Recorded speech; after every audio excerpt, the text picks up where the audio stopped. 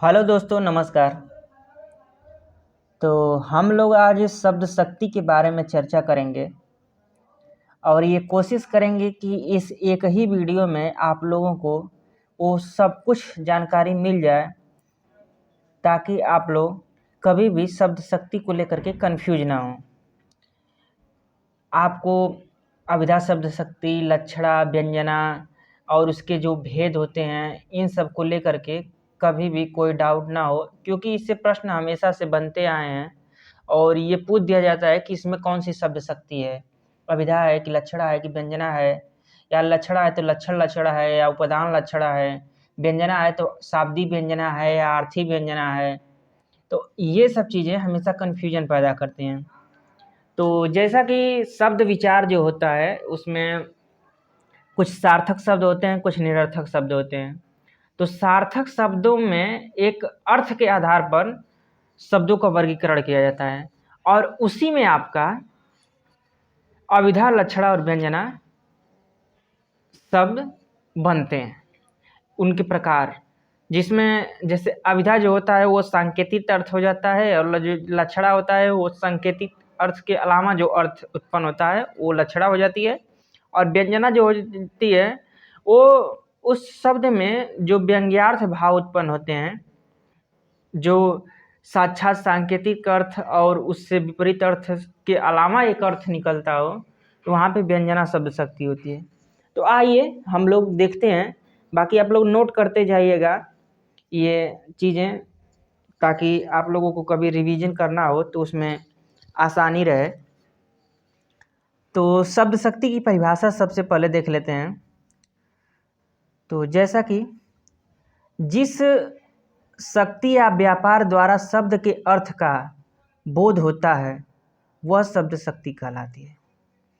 ये तो इसकी एक छोटी परिभाषा हो गई। उसके बाद शब्द शक्ति के दो भेद हैं, मतलब शब्द शक्ति दो शब्दों से मिलकर बनी है, शब्द प्लस शक्ति। शब्द की शक्ति उसकी अर्थवत्ता ही होती है, अतः शब्द शक्ति द्वारा शब्द के अर्थ को प्राप्त या उपलब्ध किया जाता है। शब्द में दो बातें होती हैं। एक, पहले नंबर की जो बात है उसमें वह अक्षरों का समूह होता है।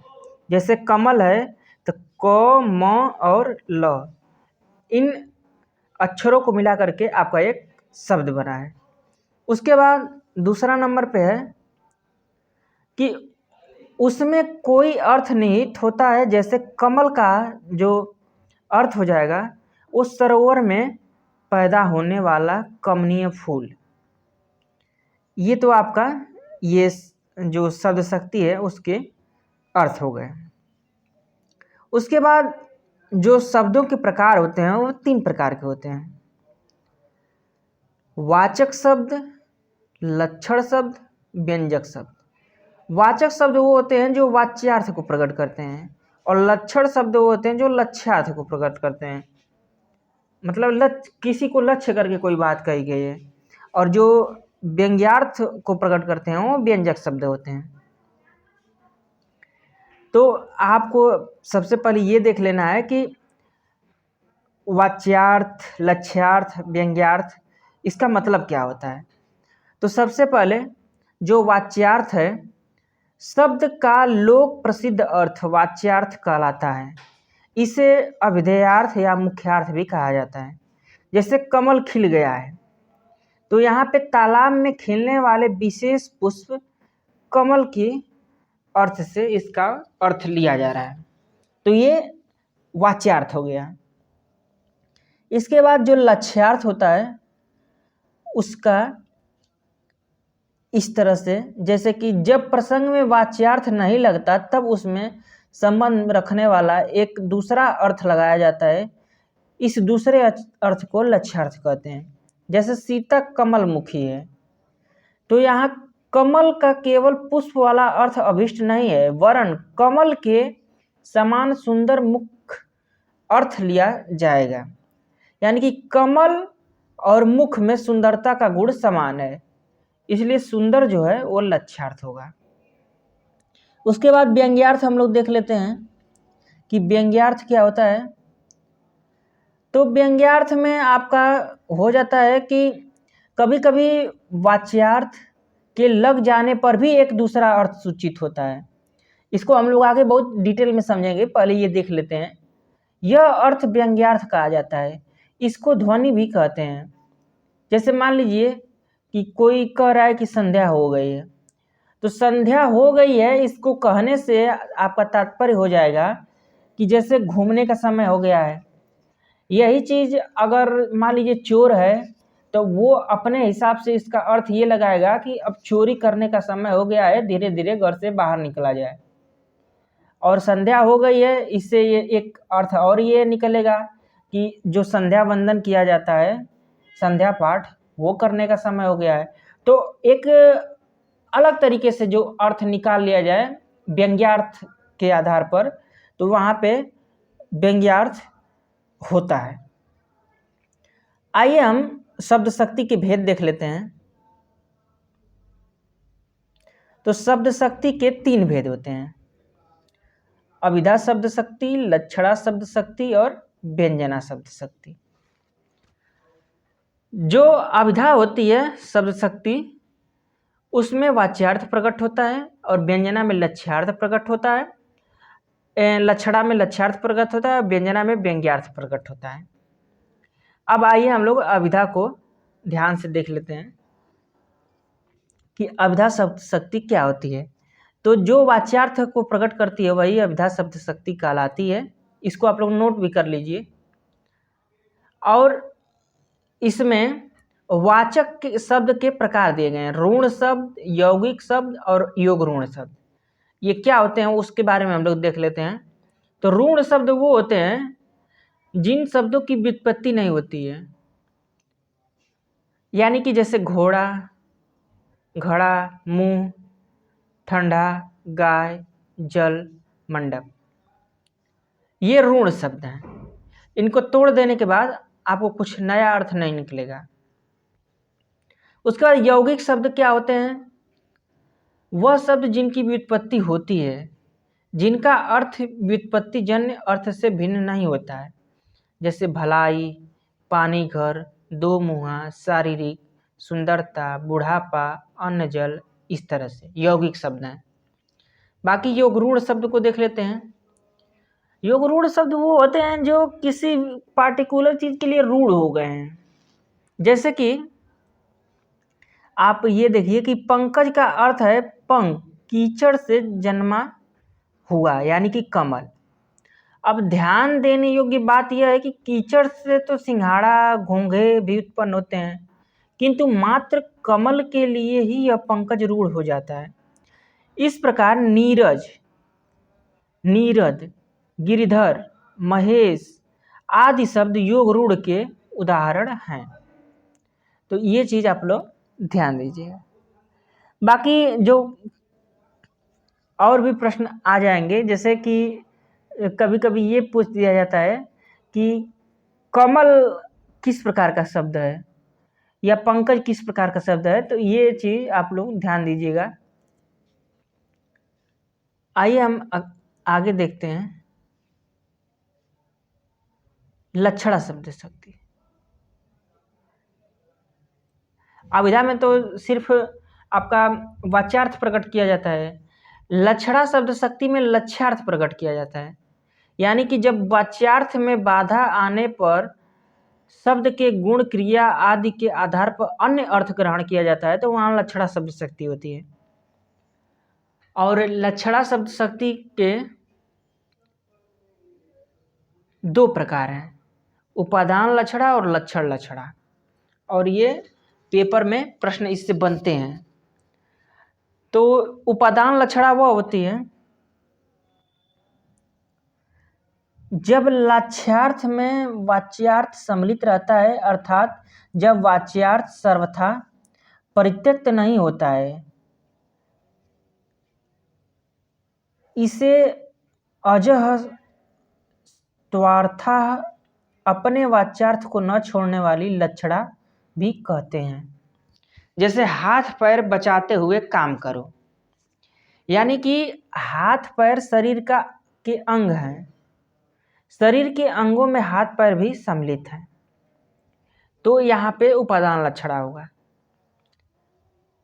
जैसे एक और उदाहरण देख लीजिए कि 2 बंदूकों ने सारे गांव को लूट लिया, तो यहाँ बंदूकों का अर्थ है बंदूकधारी मनुष्यों से, तो बंदूकधारी मनुष्यों में बंदूकें भी सम्मिलित हैं, तो यहाँ पे उपादान लक्षणा हुई।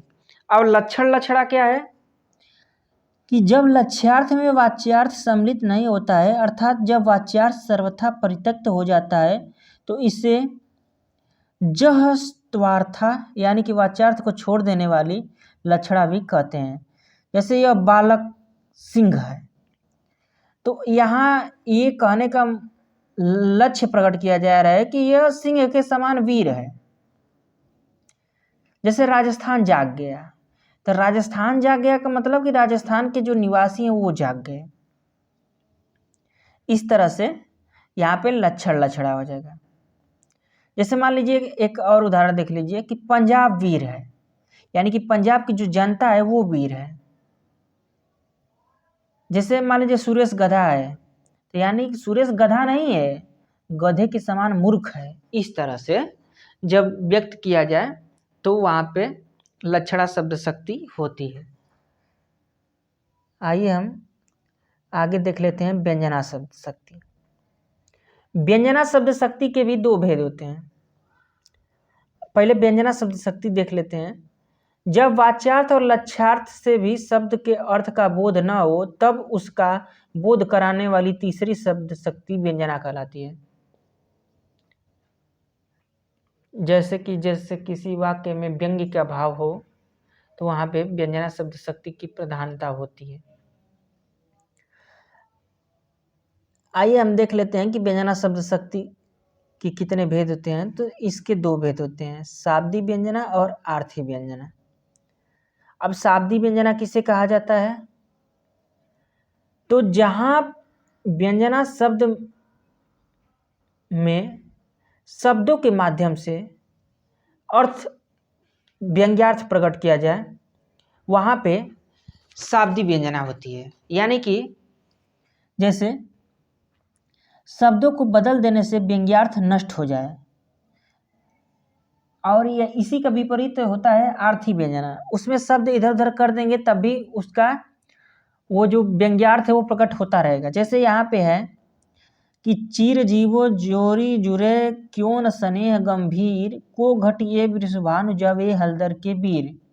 तो यहाँ पे जो वृषभानुजा है उसके अर्थ को अगर इधर उधर कर दिया जाए तो पूरा अर्थ का अनर्थ हो जाएगा। जैसे कि ये आगे समझाया गया है कि राधा कृष्ण की यह जोड़ी चिरंजीवी हो, परस्पर गहरा प्रेम क्यों नहीं जुड़े, दोनों में कौन घटकर है, वे वृषभानुजा हैं तो वे हलदर के भाई हैं, यानी कि बलराम के।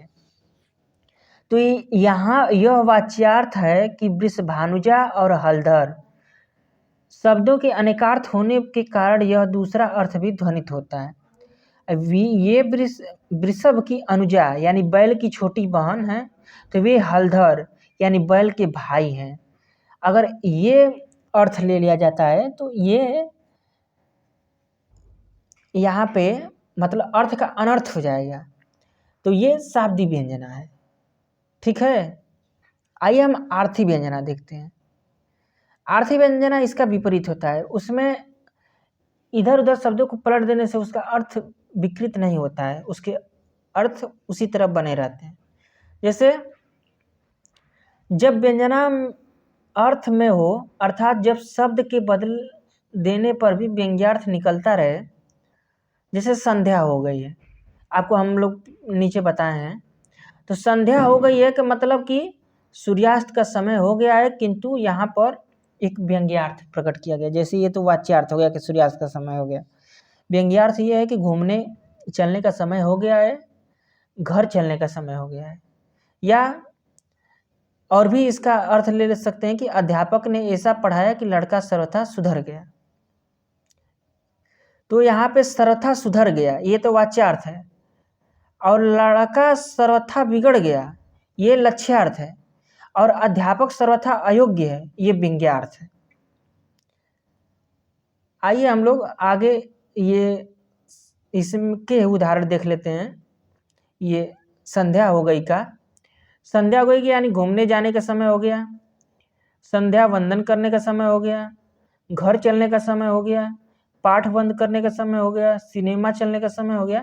यानी कि संध्या हो गई एक चीज से अनेक जगहों पे अनेक अर्थों में इसका प्रयोग कर लिया जाएगा। ठीक है, उस पार्टिकुलर बैकग्राउंड के हिसाब से, तो वहां पे आर्थी व्यंजना हो जाएगी। अब आइए हम आगे देख लेते हैं कि लक्ष्यार्थ और व्यंग्यार्थ में अंतर क्या है।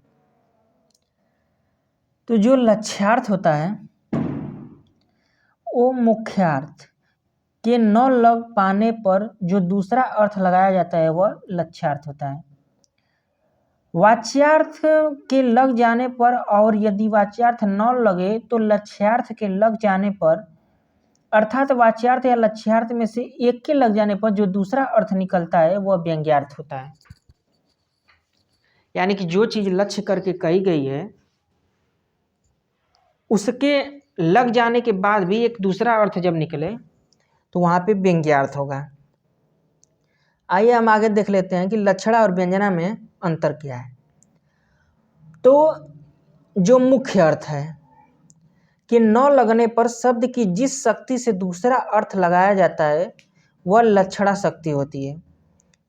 और वाच्यार्थ यानी कि लक्ष्यार्थ के लग जाने पर जिस शक्ति द्वारा एक और अर्थ निकलता है वहां पे व्यंजना शब्द शक्ति होती है। यानी कि वाच्यार्थ और लक्ष्यार्थ के अलावा अगर कोई एक और अर्थ निकल रहा है तो वहां पर आपकी व्यंजना शब्द शक्ति होगी।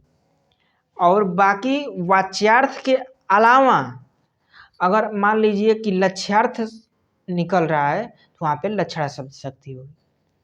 तो हम आशा करते हैं कि आप लोगों को शब्द शक्ति के बारे में कुछ जानकारी मिली होगी। आप लोगों का प्रश्न अब गलत नहीं होगा। अविधा लक्षणा व्यंजना शब्द शक्ति आप लोग समझ गए होंगे, और लक्षणा शब्द शक्ति के दो भेद, व्यंजना शब्द शक्ति के दो भेद, इसके बारे में आप लोगों ने जानकारी ग्रहण की होगी। तो ठीक है दोस्तों, यहाँ तक देखने के लिए आपका धन्यवाद। बाकी यदि अगर कुछ समझ में न आया हो तो आप कमेंट में पूछ सकते हैं, आप लोगों को बताने का प्रयास किया जाएगा। बाकी हम लोग मिलेंगे फिर दूसरे वीडियो में दूसरे टॉपिक के साथ। तो नमस्कार।